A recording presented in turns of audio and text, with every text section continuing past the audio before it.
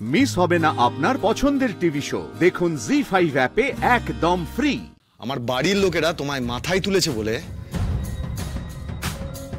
তুমি তোমার নিজের জায়গাটা ভুলে যেও না।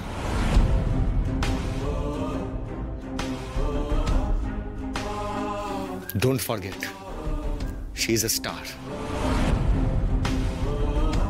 তুমি আমার শুটিং স্পটে গিয়ে যা করেছো সেটা আমি চুপ করে সহ্য করেছি। কেন জানো তো? কারণ তুমি আমার ছোটকাকে খুঁজে এনে দিয়েছো। কিন্তু তুমি যদি তোমার সীমাটা ভুলে যাও তাহলে কিন্তু আমার চেয়ে খারাপ কেউ হবে না। আর এই কথাটা তোমার মাথায় রেখো। তুমি কি আর ও কি, এই দুটোর মধ্যে ডিফারেন্সটা বুঝতে হবে তোমায়।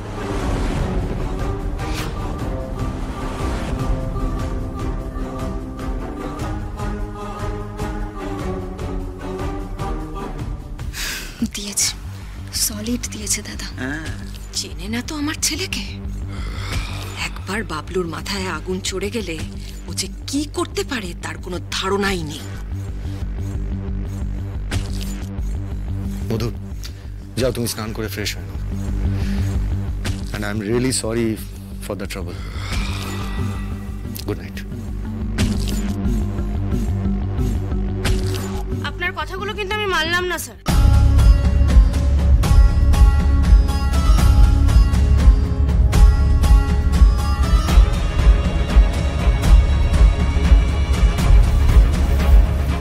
হ্যাঁ মানছি, ওনার আর আমার মধ্যে পার্থক্য আছে স্যার। উনি হিরোইন, আমি সাধারণ মানুষ। উনি স্বনামধন্য।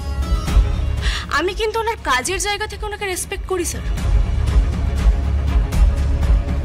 কিন্তু মানুষ হিসেবে না। মানুষ হিসেবে আমি ওনাকে সম্মান করতে পারছি না।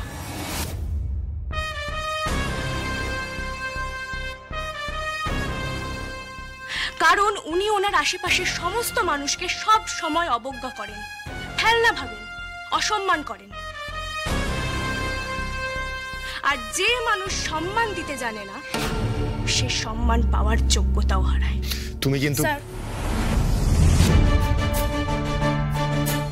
এক মিনিট, আপনি এতক্ষণ বলেছেন, আমি কিন্তু চুপ করেছিলাম স্যার, কারণ আমি বেশি কথা বললে বলবেন আমি অসভ্য, ঝগড়ুটি। কিন্তু আপনি একটা কথা ভেবে বলুন তো, উনি হিরোইন হন আর যাই হন না কেন, একজন সাধারণ মানুষের গায়ে বা একটি মেয়ের গায়ে যখন তখন হাত তুলে দিতে পারেন, এতে কোনো ভুল নেই।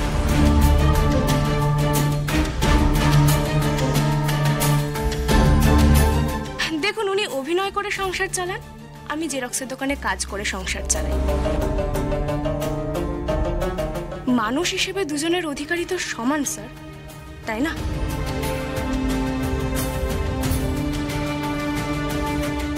পেশা দিয়ে কিন্তু কোনো মানুষের ঠিক ভুল বিচার করা যায় না। প্রত্যেকটা মানুষের সম্মান আছে। মানুষের মধ্যে স্বয়ং ঈশ্বরের বাস, নরনারায়ণ। তাই দুম করে আমি কাউকে অসম্মানও করতে পারি না, আর কারোর গায়ে হাতও তুলতে পারি না। জি5 ডাউনলোড করুন আর সব এপিসোড দেখুন একদম ফ্রি।